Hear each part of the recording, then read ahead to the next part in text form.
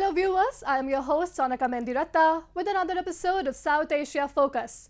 Let's begin the show with the two-day Shanghai Cooperation Organization Summit held in the Chinese city of Qingdao. The grouping that aims and endeavours to strengthen the relation between the member states through an enhanced cooperation in the fields of trade, economics and politics pushed for a better connectivity among the member states and resolved for a concerted effort in fighting the scourge of terrorism that has largely affected the region of South Asia in recent times. A report.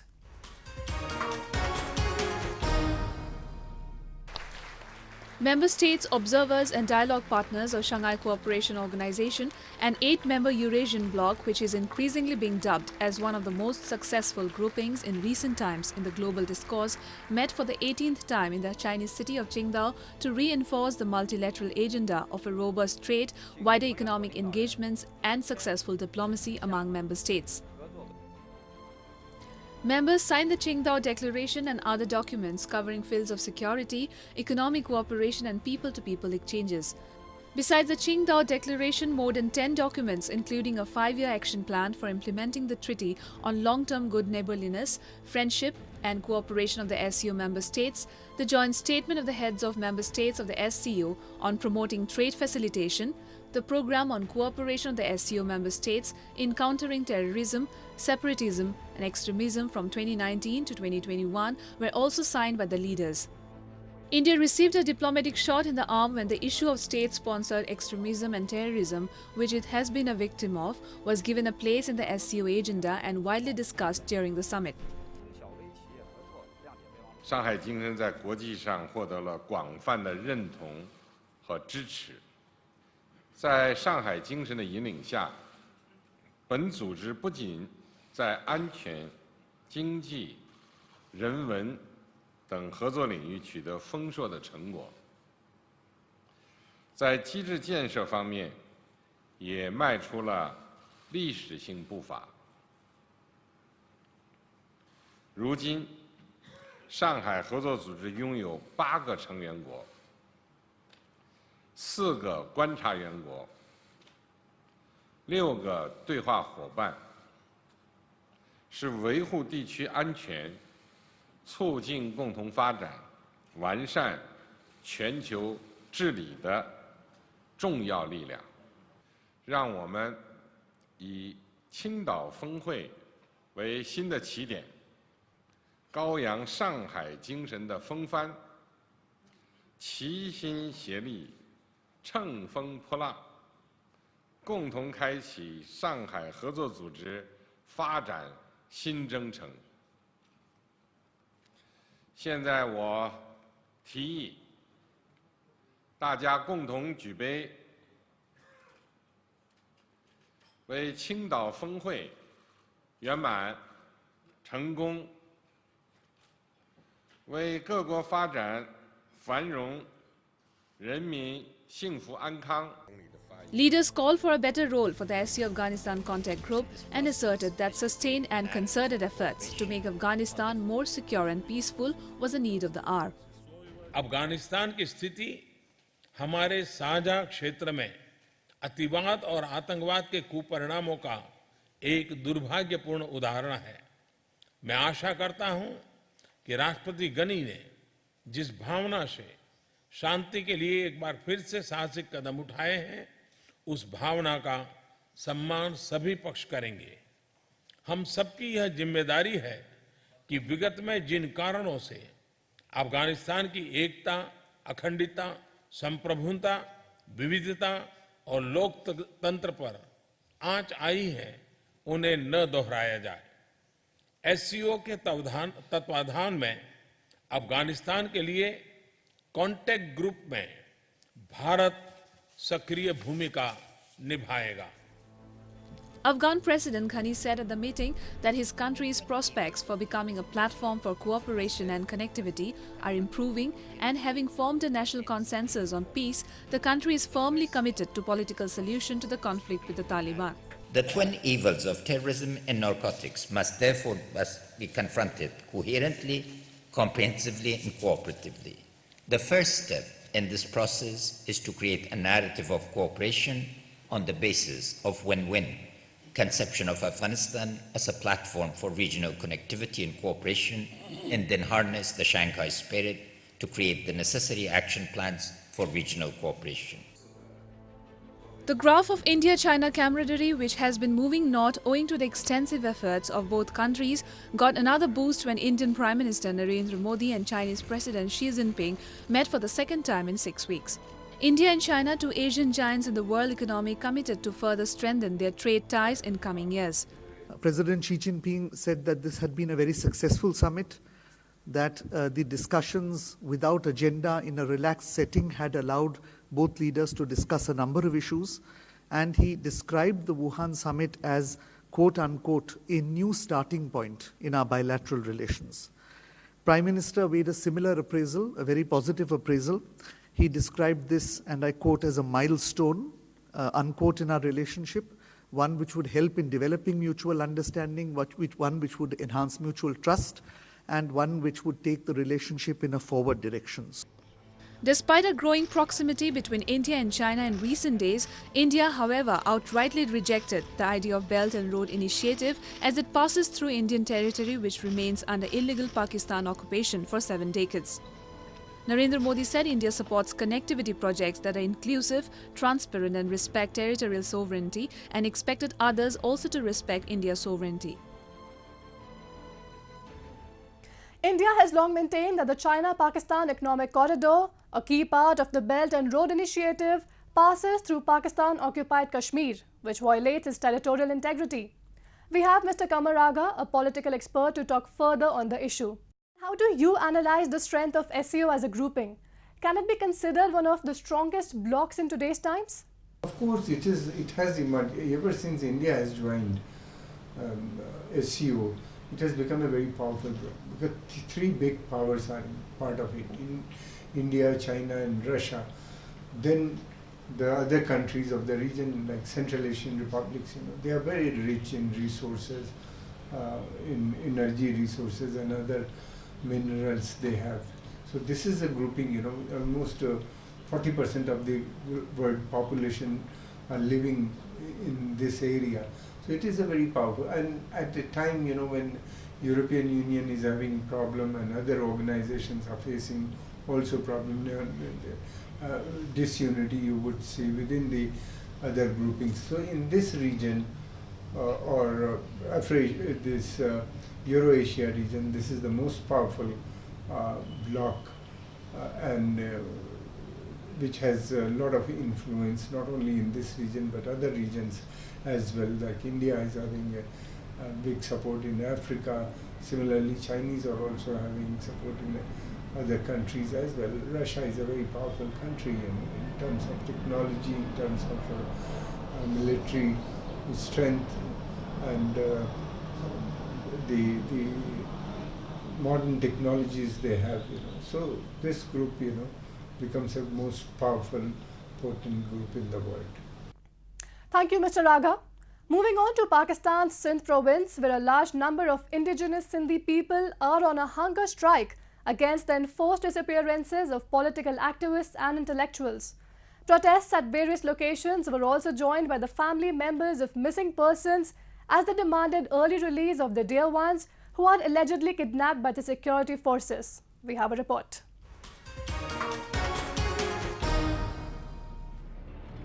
A mass movement has gripped Pakistan's Sindh province as demand for early release of missing persons has intensified. Various political organizations and family members of the victims are holding hunger strike camps at various places including Karachi, Kotri, Mehrapur, Moro, Badin, Bhatoro and Panoakil, demanding safe release of missing persons. In an estimate, over 4,000 people have gone missing from Sindh province since 2011. Accusing the security forces for the enforced disappearances, the family members of the victims are protesting in Sindh by holding the pictures of the dear ones. The prominent of those missings are Akib Chandiyo, Kaleem Tunio and Khadim Hussain Ariju. The family members have asked the government to bring them in courts and prove their crime. At many hunger strike camps, the Sindh folk singers have also joined the movement to show their solidarity for the missing persons. The Sindh Bar Council also announced Black Day and full day hunger strike by taking serious note of substantial increase in the disappearances of the innocent citizens and inordinate delay in their recovery. Despite massive protests and strikes, the federal and provincial governments are silent over the issue. It is evident that Pakistan's security agencies are behind this heinous crime, which needs international attention and condemnation. My colleague Ravi Khandelwal recently spoke to Dr. Hidayat Bhutto of World Sindhi Congress. Here are a few excerpts. Bhutto Sahib, if we talk about the situation in Sindh is getting worse day by day. So how do you analyze the situation, the human rights situation, especially in Sindh province? Basically, human rights situation in Sindh is getting worse and worse day by day, as you mentioned, and it's causing a lot of problem and atmosphere of fear in the Sindhi community. They are not only kidnapping people, they are extrajudicially killing people and ringing and making unknown telephone calls to the individuals whom they feel that they are talking about the human rights situation, and in the human rights defenders, political campaigners and journalists and a lot of bloggers, they are causing atmosphere of fear in Sindh, and they have started this operation since many years and is still going on. Almost every day, every week they are kidnapping and disappearing political activists. It has been noticed that it's not only they are targeting the political activists in Sindh. The overall situation is not very bright there.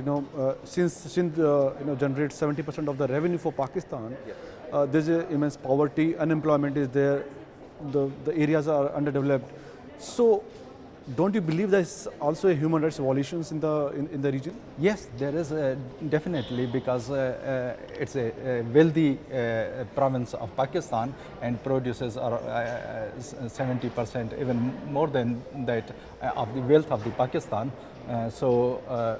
Basically, 70% of gas of the and we have got a lot of coal reserves, but in spite of that, 75% of people are living below the poverty line, and it's Supreme Court's report that 80% of people, they are not getting water, clean water, which is suitable for even animals, forget about the human beings. And 77 million people, school going children, are not going to go to school, and because of this problem, there is a lot of diseases are happening in the society. Almost 25% people are suffering from hepatitis, tuberculosis, and these are waterborne diseases, and we think that this is a genocide of Sindhi people, and they are trying to genocide our people. Not only that, they are, because of this CPEG project, they are grabbing our lands by force, and they are displacing Sindhi people. And there is no voice, there is complete blackout in the Pakistani media about the atrocities against Sindhi people. For example, Gorano Dam, on the Tharkol, they have displaced people and they are making a dam, and people are demonstrating against it. And there is a heroic struggle going on of the Sindhi people, but there is a complete blackout in Pakistani media. They have been asked not to publicize anything. It has also been noticed that the minorities in Sindh are also facing persecution by Pakistan. They have been targeted, especially the Hindu girls, they are being converted into Islam. So what is the situation of the minorities at present? It's again a very, very worse situation, because they think that Sindhi ideology or Sindhi even language, Sindhi poetry, Sindhi culture is a harmonious culture. And it respects, there is no difference between Hindus, Sindhis or any Christians on a religious basis in our Sindhi society. Never been. For example, there was blast on Kalandar Shahbaz Mazar in Sevan, which was, and there was Hindus and Muslims all together. For example, Sachal Sarmast, which is a very famous poet, Hindus and Muslims are buried together. This current situation, because they feel that there is a fear from the Sindhi culture, and they are attacking Sindhi Hindus mainly and Sindhi girls because they want them to coerce to leave their own homeland and their own country, and unfortunately there is hundreds and thousands of people who are leaving their motherland in a sorrow. But we think that still there is a struggle going on, and we will one day win, and we will bring them to their own motherland back. Moving on to Afghanistan, where in a historic turn of events, Taliban insurgents for the first time responded positively to the repeated benevolent offers made by the Afghan government, this time of ceasefire. The insurgents, however, declared only a 3-day ceasefire in response to 7-day of Kabul. The international community has welcomed the temporary truce and has hailed the Ghani government for its persistence in pursuing peace. A report. بسم الله الرحمن الرحیم. هموطنان روزه‌دار و ملت مسلمان و عظیم افغانستان. President Ashraf Ghani, in another outreaching move to bring back peace to the country, announced a 7-day ceasefire from the 27th day of Ramadan to the 3rd day of Eid al-Fitr, the day which marks the end of Ramadan, the Islamic holy month of fasting. However, what triggered a wave of optimism in the country and around the world was a surprising and unprecedented reciprocation by Taliban, which also called for a 3-day ceasefire on Eid holiday. A political and strategic expert in New Delhi, who has closely been following the developments in Afghanistan, however, feels that it is just another trick of the Taliban, as it also needs public confidence for its own sustenance. Ceasefire actually enables a sort of negotiation, and also ceasefire enables in terms of, because this is the month of Ramadan, as you know, the Eid is going to fall probably, on Saturday or something like that. So that actually provides space for the civilian population to celebrate it, because Taliban, like the Afghan government, also needs people's support. And if they continue with attacks and all, then obviously the people on whom they are actually depending will get alienated. So therefore, I think Ramadan's cease offer will bring only temporary relief, because the Taliban does not recognize the Afghan government, and it does not want to have any talks with the Afghan government. The Taliban are seeking to return the country to impose Islamic rule after the 2001 ouster by the US-backed troops. As per an estimated release by the United States, the extremists have gained ground since the withdrawal of a majority of international troops in 2014 and now controls more than 50% of the country. The US-backed Kabul government has relentlessly been making multi-pronged efforts to bring the Taliban to the negotiating table. Earlier, President Ghani has proposed legitimizing the Taliban as a political entity and releasing prisoners in an effort to bring them closer to ending the conflict. However, Taliban, which doesn't recognize the Kabul government, had not only outrightly rejected the offer, but launched an intensified spring offensive in order to topple the regime. When you speak of result in terms of getting the Taliban to the negotiating table, or if you're looking at the results that by offer of peace and all, probably Taliban will be motivated to come to the negotiating table. Yes, it has not yielded any kind of results. But nevertheless, I do feel that other than that, I really do not see there is any other way to engage in talks with a group who actually, are engaged in large-scale violence in Afghanistan. The atmosphere of peace didn't prevail for long, as a suicide bomber killed 13 people and wounded more than 25 at the entrance to Afghanistan's Rural Rehabilitation and Development Ministry in Kabul when employees were leaving for home. Islamic State, which has unleashed mayhem in Afghanistan in recent times, claimed responsibility for the attack. However, security officials say it was more likely a work of the Haqqani network, a group affiliated with the Taliban. Infamous for its hypocrisy and duplicity, Pakistan pretends to be a supporter of Afghanistan's issues on global stages, while in reality trains terrorists inside its own territory and launches them to create mayhem in Afghanistan. Moving on to Bangladesh, where Rohingya refugees are facing a tough time during the monsoon season. At least a dozen people have been killed in landslides and related incidents. Aid agencies have been warning of the potential for a humanitarian catastrophe over the coming months as heavy rains lash an area home to the world's largest refugee camp.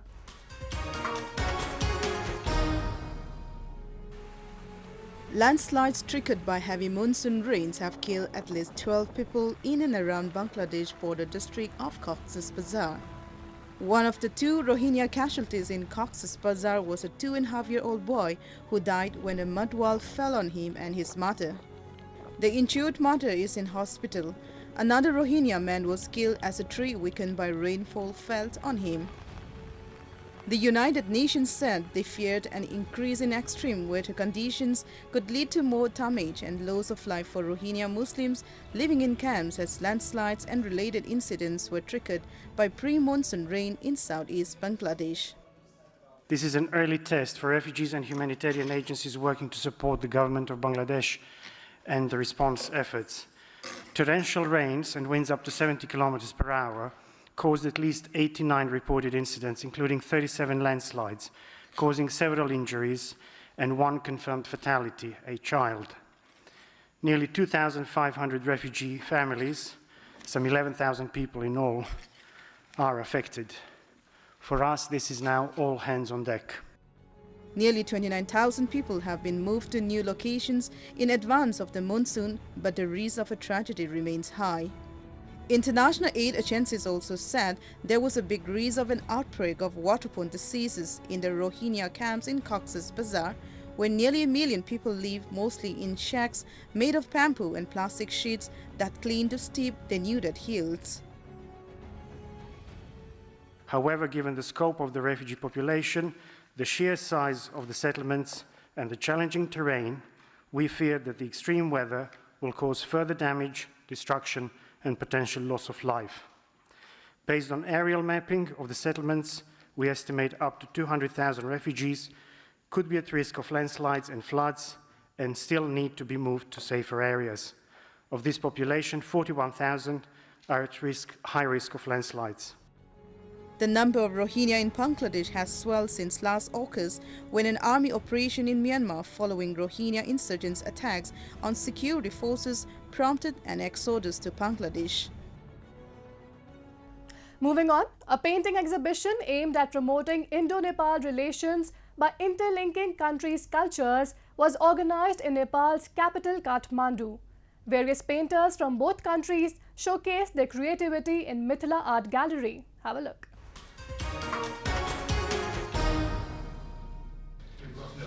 Painting showcased at Mithila Art Gallery in capital Kathmandu depict the daily activities of the people in Nepal and India in an attempt to bridge the cultural relations between the two neighbours. The Indian artists Mukesh Bijole and Mahavir Verma, whose works are on display at this exhibition in Nepal, are optimistic about the exhibition. Nepal एक समृद्ध देश है. हमें India से यहाँ आए, हमारी वहाँ की संस्कृति और यहाँ की संस्कृति हम चाहते हैं कि हमारी जो पेंटिंग है उसके माध्यम से हमारी बात हो. Mithila painting is a style of painting prevalent in the Mithila region of Nepal and India's northern Bihar state. These paintings were traditionally created on walls of houses by women during special occasions such as marriages and birth ceremonies. India and Nepal enjoy age-old cultural ties and have deep-rooted linkages in the field of music, art and literature. दोनों देशों को जोड़ने का तो बहुत बड़ा माध्यम है. यहाँ जितने भी लोग आए हैं उनसे बस यही चर्चा हो रही है कि हम अपनी संस्कृति के आदान प्रदान के माध्यम से जो संबंध प्रगाढ़ करते हैं वो माध्यम कोई दूसरा नहीं हो सकता, क्योंकि संस्कृति ही एक ऐसा माध्यम है जो आपको बिल्कुल प्रगाढ़ रूप से जोड़ती है. These exhibitions not only promote cross-cultural understanding but also enhance the bilateral ties among nations. Multiple joint programs are conducted both at the government level and the community level to further improve the people-to-people relation between the two countries. With that, we come to the end of this week's episode. See you next week. Take care and goodbye.